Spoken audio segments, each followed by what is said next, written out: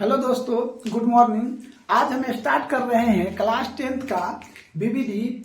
और इससे पहले अगर आपने क्लास 10th का मैथ का एनसीईआरटी नहीं देखे हैं तो कुमार सर मैथ स्पेशलिस्ट में जाकर आपका एनसीईआरटी का वो पूरा बुक दिया हुआ है, ठीक है। आप वहां पे जाकर देख सकते हैं। और डॉक्टर केसी सिन्हा का भी पूरा मैथ दिया गया है। आप प्ले लिस्ट में भी जाकर प्रत्येक चैप्टर बाय चैप्टर आप देख सकते हैं। तो हम आज आपके सामने स्टार्ट कर रहे हैं बीबीडी। सो ध्यान से देखिएगा बीबीडी।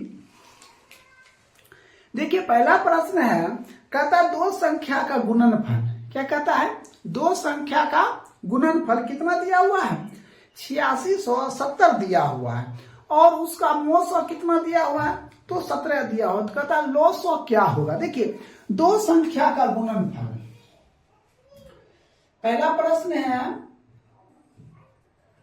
दो संख्या का गुणनफल। क्या दिया है? दो संख्या का गुणनफल कितना दिया हुआ है? दो संख्या का गुणनफल दिया है 8670 दिया हुआ है, ठीक है। फिर कहता है मोसो क्या दिया हुआ है? तो मोसो दिया है कितना?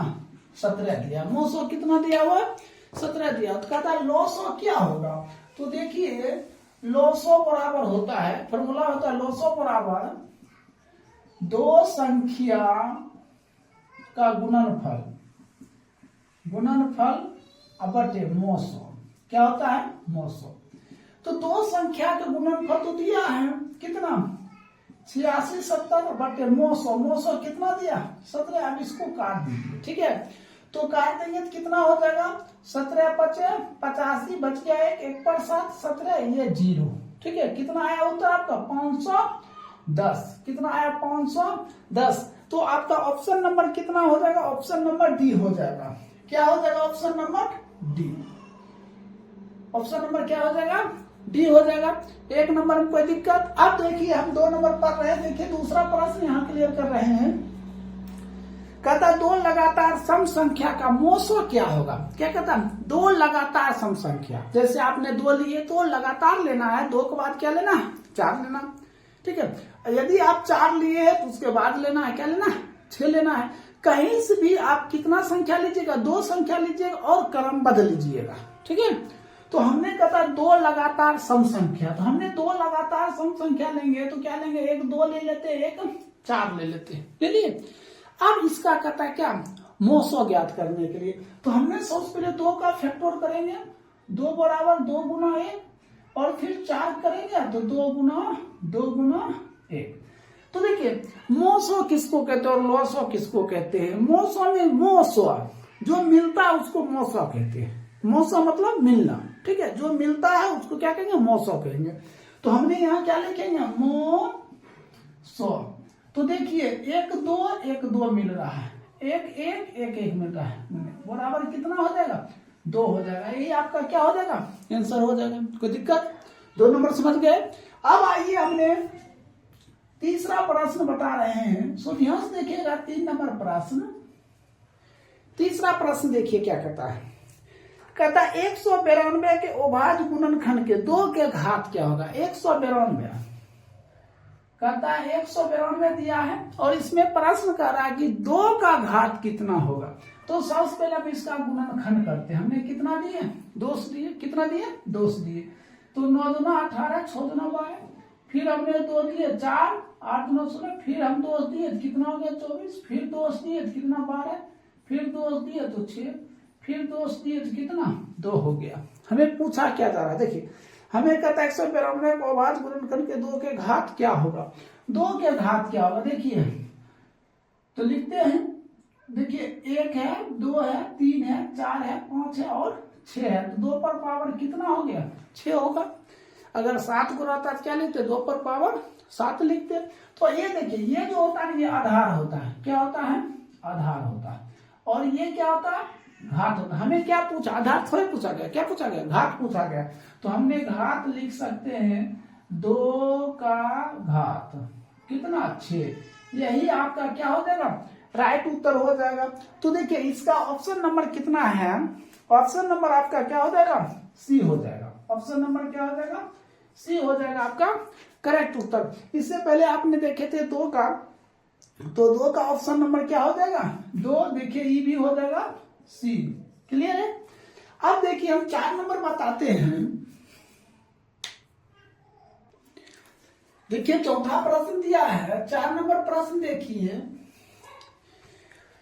4 नंबर प्रश्न कहता है 234 के अभाज्य गुणनखंड में 3 का घात क्या होगा। 234 हमने 100 से पहले लिखेंगे 234, ठीक है। दिया हुआ 234 कहता है 234 को अभाज्य गुणनखंड में 3 का घात क्या होगा। 3 का घात हमने 100 से पहले इसको 2 से भाग देते, हमने 2 दिए तो कितना हो जाएगा 2 एकम 2 और 117 हो जाएगा, ठीक है। अब 2 से नहीं लगे, अब कितना से लगेगा 3 से लगेगा।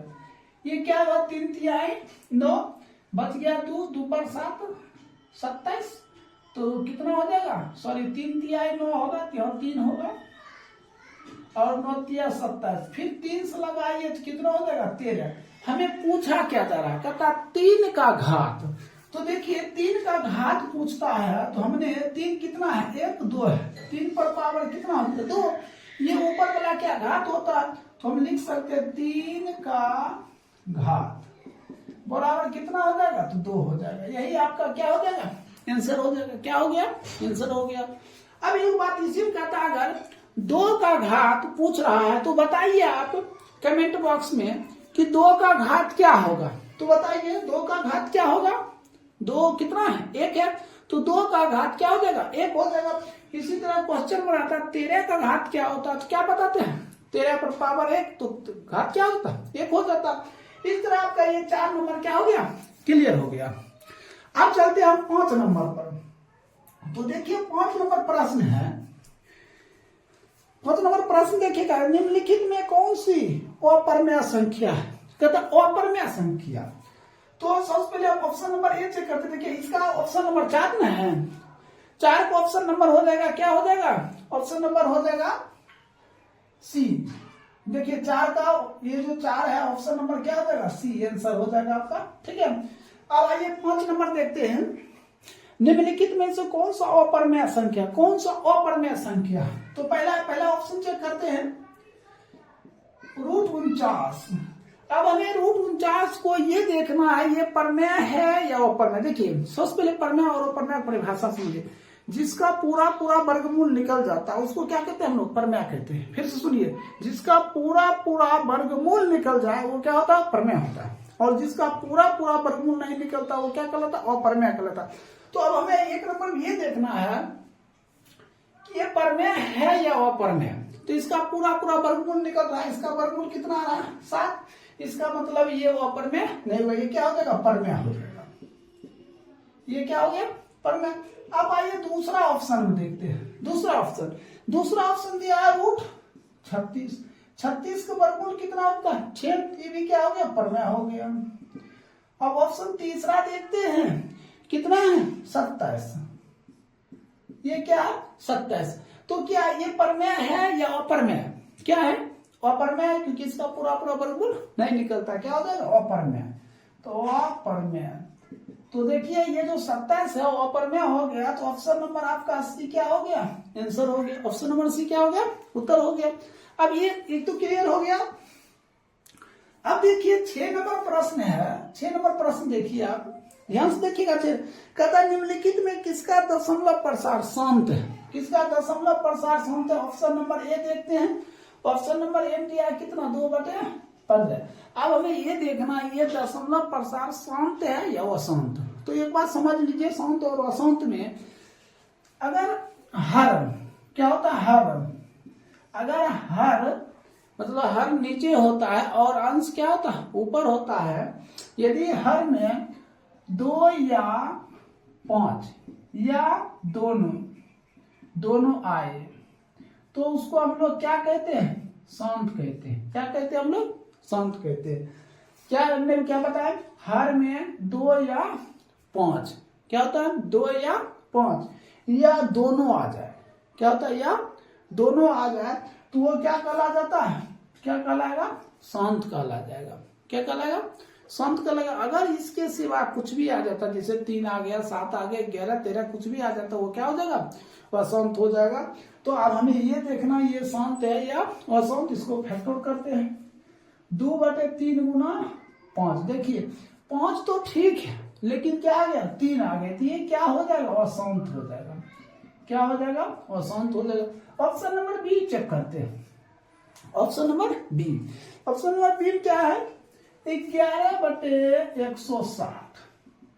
11 अब इसको 160 करते हैं, 2 गुना 2 गुना 2 गुना 2, 2 गुना 5।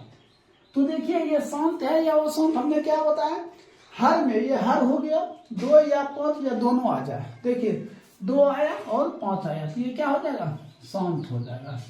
तो यही आपका क्या ऑप्शन नंबर क्या हो जाएगा, बी। ऑप्शन नंबर बी क्या हो जाएगा, आंसर हो जाएगा। तो दिक्कत, अब आइए इसको मिटा देते हैं, समझ गए।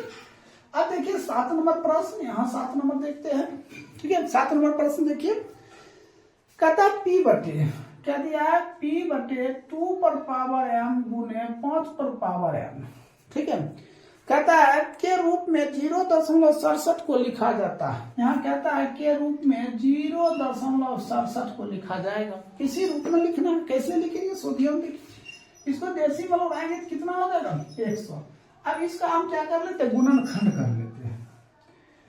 तो 67/100 क्या है, 67/100। 100 सबसे पहले हम क्या करेंगे, फैक्टर करेंगे, क्या करेंगे, गुणनखंड करेंगे। तो क्या करते हैं, तो 2 गुना 2 गुना 5 गुना 5, ठीक, 67 तो 1 2 2 पर पावर 2 गुने 5 पर पावर 2, 2 पर पावर क्या 2 और 5 पर पावर क्या 2 है। उसी को कहता है इस रूप में लिखा जा सकता है। देखिए 2 पर पावर m गुने m पर पावर n, उसी तरह 2 पर पावर 2 गुने 5 पर पावर 2 हो गया। अब ऑप्शन देखना है, ऑप्शन नंबर कितना है, तो ऑप्शन नंबर बी सही है। ऑप्शन नंबर बी, इसका ऑप्शन नंबर क्या है, बी। यही आपका क्या हो जाएगा, आंसर हो जाएगा। कोई दिक्कत। अब आइए 8 नंबर प्रश्न, ध्यान से देखिए 8 नंबर प्रश्न। कहता है यदि p और q अभाज्य संख्या है तो p पर पावर 3 और q दिया है, p पर पावर 3 और क्या दिया, q। फिर कहता है और p पर पावर 3 और q का मोसो क्या होगा, ठीक है।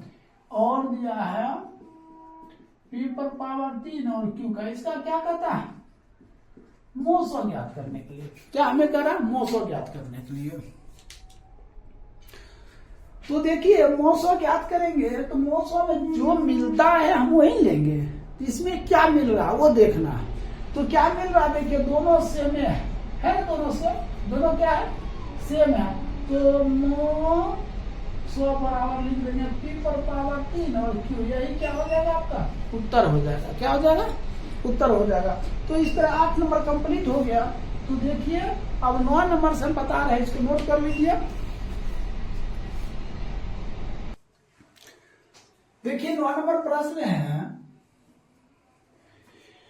देखिए 9 नंबर प्रश्न कहता है यदि भाग एल्गोरिथम विधि कहता है a बराबर दिया हुआ है, bq प्लस क्या दिया है, r दिया है। तो कहता है a बराबर दिया हुआ है कितना, a बराबर दिया है 72, a दिया हुआ। अब q बराबर भी दिया हुआ है, q बराबर 8, तो r बराबर भी दिया हुआ है, r बराबर क्या दिया, 0, तीनों दिया हुआ। तो हमें क्या कहता है, इसमें पूछा जा रहा तो b का मान क्या होगा। देखिए इसमें b जो है ना, इसका मान क्या होगा। अब ये बात बताइए, हमने a बराबर क्या रखेंगे, 72 रखेंगे, 72, चलिए रखते हैं 72 बराबर। अब इसके जगह पर क्या रखेंगे, इसका तो मान दिया हुआ, q को मान कितना दिया, 8 दिया है, ठीक है। हम यहाँ रखेंगे 9 गुना 8, तभी तो 8 है 72, और शेष फल क्या r, तो शेष फल क्या हो जाएगा, 0 हो जाएगा।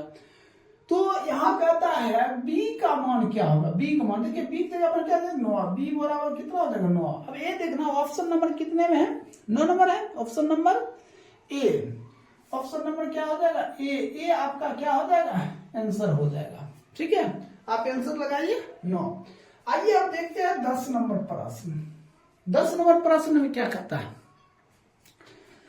10 नंबर प्रश्न कहता है 130 बराबर दिया है, 130 है, इसके बराबर दिया 15 गुना 8, 15 गुना 8 प्लस 10। आप भी जानते हैं 15 गुना 8 तो 120 और 10 जोड़ देंगे तो 130 हो जाएगा। फिर कहता है कि 15 बराबर, फिर कहता है 15 बराबर 5 गुना 3 और शेष फल क्या दिया 0, 5 दिया 15 हो गया, तो शेष क्या बच गया 0। तो कहता है मोसो, यहां देखते हैं मोसो किसका 130,15 का, क्या कहता है 130,15 का मोसो, हाँ मोसो क्या होगा। तो अब हमें ये देखना है 130 का और 15 का मोसो क्या होगा। तो हम सबसे पहले ये देखेंगे, हमने ये इसको 15 8 कितना हो गया, 15 8 कितना हो गया 120 और 10 जोड़ दिए तो 130 हो गया, और इसमें 15 आ गया तो 5 दिया 15, तो किससे पूरा पूरा कट रहा है देख रहे हैं हम। देखिए भाग देते हैं 5 से भाग देंगे 15 में तो ये 3 तो कट गया, तो किससे कटा पूरा पूरा 5 से कटा, तो ये 5 क्या हो जाएगा 900 हो जाएगा, 900 बराबर कितना 5, यही आपका क्या हो जाएगा आंसर हो जाएगा। तो 10 नंबर का ऑप्शन देखिए बी, ऑप्शन नंबर बी ये सही है आपका, ठीक है। अब आइए 11 नंबर प्रश्न देखिए, कहता है यदि Q एक धनात्मक पूर्णांक है तो निम्नलिखित में से धनात्मक विषम संख्या नहीं है, विषम संख्या नहीं होना चाहिए। तो आपने 11 के 1 नंबर ऑप्शन में क्या देख रहे हैं 8Q + 1, कहता है विषम संख्या नहीं होना चाहिए, कहने का मतलब क्या सम संख्या होना चाहिए। ये क्या एक आ गया, एक आया, ये क्या है विषम संख्या, विषम संख्या, ये उत्तर नहीं होगा। आइए ऑप्शन नंबर बी में चलते हैं। ऑप्शन नंबर बी क्या कहता है 8Q + 4, हमें क्या विषम संख्या नहीं चाहिए, हमें क्या चाहिए सम संख्या चाहिए। क्या चाहिए सम संख्या। तो देखिए 4 क्या है सम संख्या है, ये ऑप्शन नंबर क्या है सही है, ये सम संख्या है ना, ये सम संख्या। तो ऑप्शन नंबर बी क्या है आपका सही आंसर है। तो दिक्कत इस तरह 11 नंबर क्या हो गया कंप्लीट हो गया। अब देखिए 12 नंबर प्रश्न, 12 नंबर प्रश्न कहता 12 नंबर a बराबर 2/3 गुने 3 दिया है, a बराबर दिया है 2/3 गुना 3, फिर b का मान दिया है b बराबर 2 गुना 3 दिया है, 2 गुना 3 दिया, फिर c बराबर दिया हुआ है, c बराबर दिया है 3/n गुना 5 ऐसा दिया हुआ है, ठीक है। तो कहता है ए बी सी में एलसीएम बराबर, कहता है क्या एलसीएम, एलसीएम बराबर क्या दिया हुआ 2/3 गुने 3/2 गुना 5, 2/3 गुने 3/2 गुना 5 ऐसा दिया हुआ है। तो क्या करा, तो n बराबर क्या होगा, एक बात बताए n बराबर क्या होगा। थोड़ा देखिए यहाँ 3 पर पावर क्या है n है, यहाँ 3 पर पावर क्या है 2 है, तो n बराबर क्या हो जाएगा, तो n बराबर क्या हो जाएगा 2 हो जाएगा, यही आपका क्या हो जाएगा आंसर हो जाएगा। अब ऑप्शन में देखना है 2 है कहाँ, तो ऑप्शन नंबर 2 सी, ऑप्शन नंबर सी ये आपका क्या हो गया राइट आंसर हो गया। कोई दिक्कत, अगर दिक्कत है कोई भी ऑब्जेक्टिव तो कमेंट बॉक्स ओपन है, कमेंट करके बताइए, ठीक है।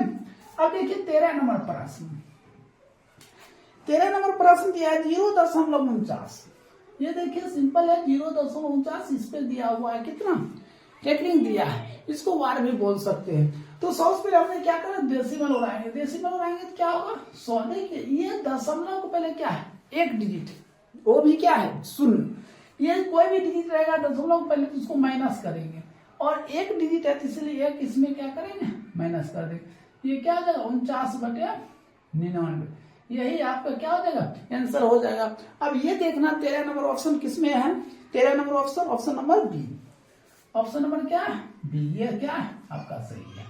आइए 14 नंबर देखिए क्या निम्नलिखित में कौन सा परमेय संख्या है, option number A, option number A में दिया है रूट कितना दिया है परमेय 64 36, 64 + 36, तो ये दोनों जोड़ दीजिए आप, 64 और 36 को जोड़िए कितना होता है 100 होता है। 100 का वर्गमूल क्या 10। हमने क्या इससे पहले भी बताए थे, परमेय संख्या किसको कहते हैं, जिसका पूरा पूरा वर्गमूल निकल जाता है उसको क्या कहते हैं, हम लोग परमेय कहते हैं। इसका पूरा पूरा वर्गमूल निकल गया, ये परमेय है, तो हम लिख सकते हैं ये परमेय है, परमेय संख्या है। तो ऑप्शन नंबर ए क्या है आपका सही है, ऑप्शन नंबर ए क्या सही है। अब आइए आप देखिए 15 नंबर प्रश्न। देखिए 15 नंबर प्रश्न है,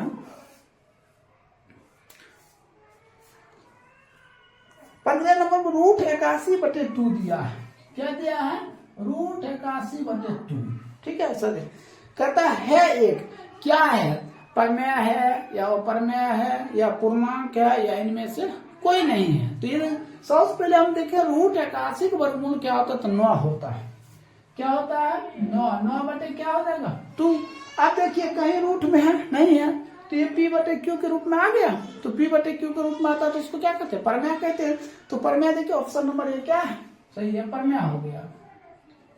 ऑप्शन नंबर ए क्या है सही है। इस तरह आपका 15 नंबर क्या हो गया, कंप्लीट हो गया। चलिए इसको जल्दी जल्दी नोट कर लीजिए।